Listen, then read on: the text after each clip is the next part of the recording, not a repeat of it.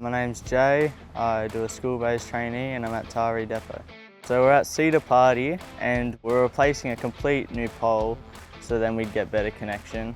I just wanted to get into the industry really early so I could learn as much as possible. My dad worked here originally, so I just thought might as well join him. I know I could get some help from him.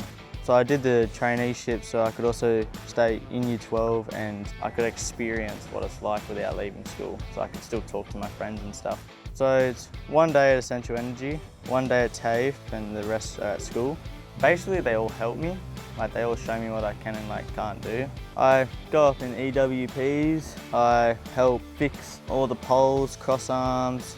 I personally was trying everything just to see what I wanted to do in the future, but I've mainly been sticking with the liney crew because I'm more like being more hands-on and up height. I'd definitely recommend this to my mates.